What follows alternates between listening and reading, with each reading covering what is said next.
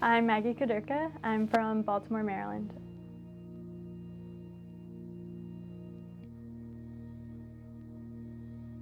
And when I was about 4, my mom decided to put me in class because my older sister was dancing. She was in class and I was sitting around at the studio doing nothing. Why not put her in class and just give her something to do? My plan after high school was to go to college. I went to Towson University, got a BFA in dance performance. I grew as a performer. I was exposed to modern and different ways of choreographing and moving and just thinking different ways. That summer I went to the Joffrey Ballet School Summer Intensive and they offered me a position in their concert group, which is a performance student company that tours across the East Coast. I told the director I'm going into my senior year of college. I'm not going to leave, give up my 4-year degree, and he told me if I don't have a job out of my senior year, there's always a spot for me at the Joffrey Concert Group. So I didn't get a job and I joined the Joffrey Concert Group.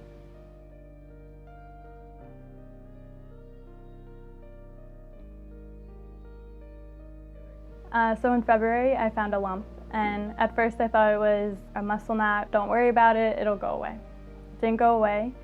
And then in March I felt a pop in my sternum, and again I thought it was a dance injury. I went to the company's physical therapist, the massage therapist. She said it's a pulled pec, don't worry about it, just rest it.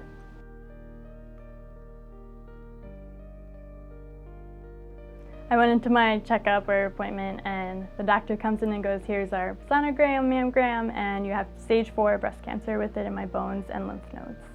And I started bawling. My head was rushing. I'm not going to be able to go back to New York. Joffrey was getting ready to go to China in October. I couldn't go to China. I was like, my life is over. I can't dance anymore.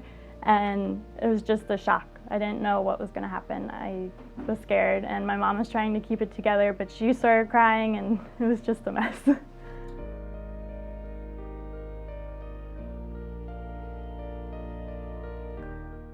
I had 6 treatments of chemo every 3 weeks, and each treatment I got 5 different chemo drugs. And now I'm on maintenance treatments, which is just 2 drugs for 2 hours.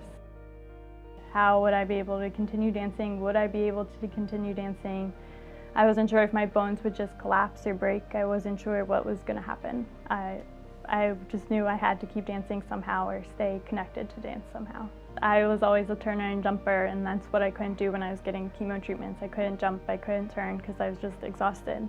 So I had to really find something in class that I could do. So I focused on the adagio, the slow stuff that might not have been my specialty before, but now I'm working on it, so maybe I can be the all-around dancer now.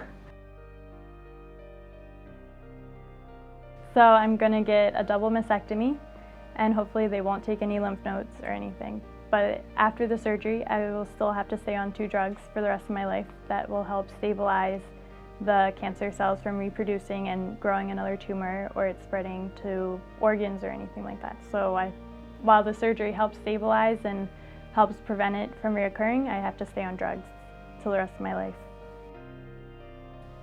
No one can be immune from cancer. Anyone can get it.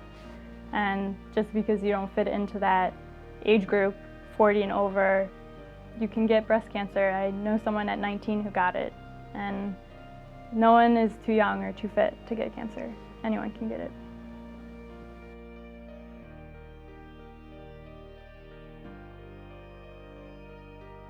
When I was at Towson, we had a class about how to network yourself and how to put yourself out there using blogs, Facebook, Twitter. The teacher who taught that class said, well, why don't you start a blog about it? Like, it'll help you release and keep your mind off of things.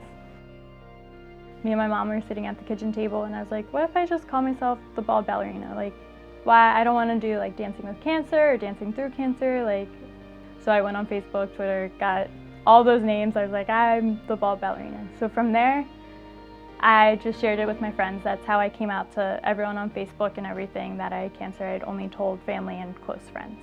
And they started asking, can I share it? Like, your story's really moving to me. Can I share it? And I said, sure. I never thought I would have as many followers. I have over 4,000 now. When we have cancer, we can't work, we can't do anything. We need help paying bills, medical bills, housing bills, everything. So eventually I want to turn it into a nonprofit that helps raise money for dancers with cancer.